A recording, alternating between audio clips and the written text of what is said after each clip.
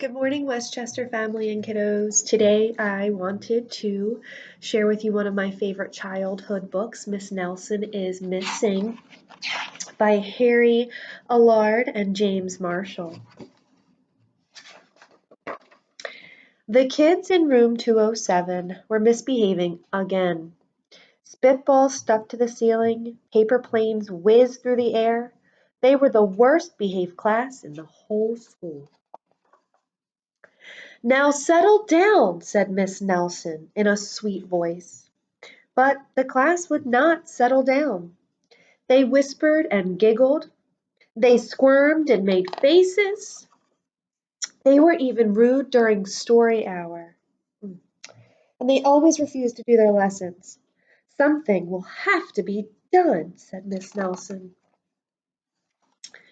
The next morning, Miss Nelson did not come to school. "Wow," yelled the kids.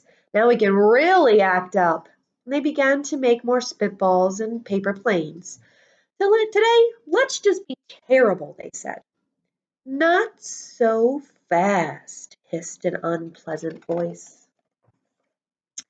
A woman in an ugly black dress stood before them. "I am your new teacher, Miss Viola Swamp." And she rapped the desk with a ruler. "Where's Miss Nelson?" asked the kids. "Never mind that," Swamp snapped.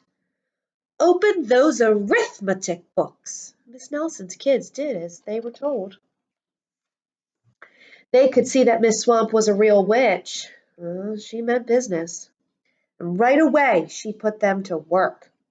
And she loaded them down with homework.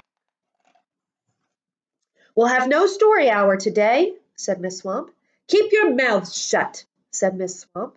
"Sit perfectly still," said Miss Swamp. "And if you misbehave, you'll be sorry," said Miss Swamp. And the kids in room 207 had never worked so hard. Days went by, and there was no sign of Miss Nelson, and the kids missed Miss Nelson. "Maybe we should try to find her," they said, and some of them went to the police. Detective McSmog was assigned to the case, and he listened to their story. He scratched his chin. He says. I think Miss Nelson is missing." Detective McSmog would not be much help.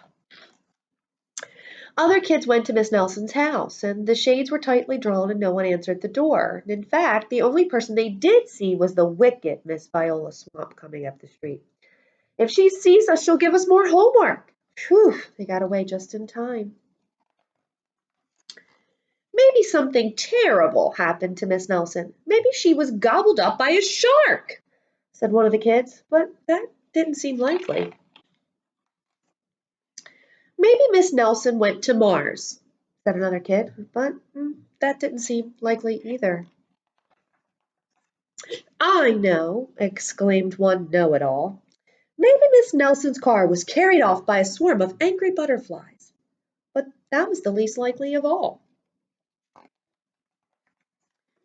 The kids in room 207 became very discouraged. It seemed that Miss Nelson was never coming back, and they would be stuck with Miss Viola Swamp forever. They heard footsteps in the hall. "Here comes the witch," they whispered. "Hello, children," someone said in a sweet voice. It was Miss Nelson. "Did you miss me?" she asked. "Oh, we certainly did," cried all the kids. "Where were you?" "Oh, that's my little secret," said Miss Nelson. "How about a story hour?" "Oh, yes," cried the kids. Miss Nelson noticed that during story hour no one was rude or silly. "What brought about this lovely change?" she asked. "Well, that's our little secret," said the kids. Back home, Miss Nelson took off her coat and hung it in the closet right next to an ugly black dress. And when it was time for bed, she sang a little song. "I'll never tell," she said to herself with a smile. P.S. Detective McSmog is working on a new case. He is now looking for Miss Viola Swamp. Have a great day. See you next time.